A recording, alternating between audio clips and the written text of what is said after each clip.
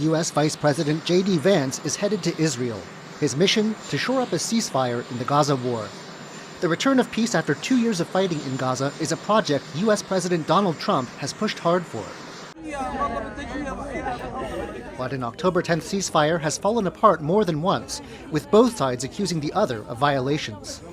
Gazan officials say at least 97 Palestinians have been killed since the ceasefire took effect. Flare-up Sunday saw 2 Israeli soldiers and 28 people in Gaza killed. Some Gazans who've lost relatives say they have no faith in the truce. It is all lies. There is none of it. This is the ceasefire, as you can see. There are some people under the rubble. Those we could bring out are here, but others are still under the rubble. We are defenseless people. They said there was a truce, that we were included in it, that this was a safe space, and there is a truce. But this enemy has no commitment. This army, you cannot hold it to anything. One issue is the so-called yellow line, beyond which Israeli forces have withdrawn. Gazans say, with just a few physical markers only now being put in place, it's hard to tell just by looking on a map where the line actually is.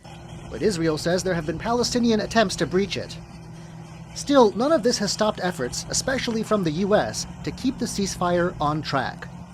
Vance is slated to meet with Israeli Prime Minister Benjamin Netanyahu as part of the U.S.'s diplomatic efforts.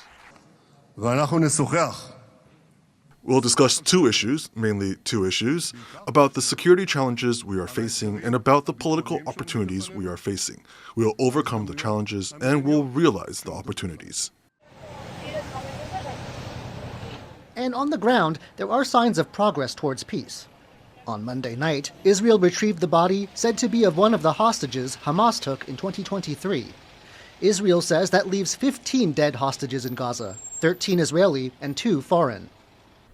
In Gaza, aid trucks sent to ease the humanitarian disaster of the past 2 years began to flow in once more on Monday, after the flare-ups of violence led Israel to block them. It may not be enough to stop the suffering in Gaza, but the UN is pleased there's at least some help on the way. Over the weekend, we and our partners continued to collect aid from the Karim Shalom Kesufim crossings. This included postpartum hygiene kits, medical supplies, fuel, food, and water. Even with peace apparently back, there are questions about how far Trump's plan will get off the ground. This is just stage 1. Trump's ultimate goal is to disarm Hamas and turn Gaza over to an international force. Hamas, though, is resisting disarmament and rejecting any foreign administration in Gaza. Trump says he isn't going to give Hamas a choice. We made a deal with Hamas that, they're going to be very good, they're going to behave, they're going to be nice, and if they're not, we're going to go and we're going to eradicate them if we have to. They'll be eradicated, and they know that. He says U.S. troops wouldn't be on the ground, but he says Israel would, quote, go in 2 minutes if he asked. It's barely 2 weeks since the ceasefire took effect, and peace in Gaza is far from guaranteed. James Lin and John Van Trieste for TaiwanPlus.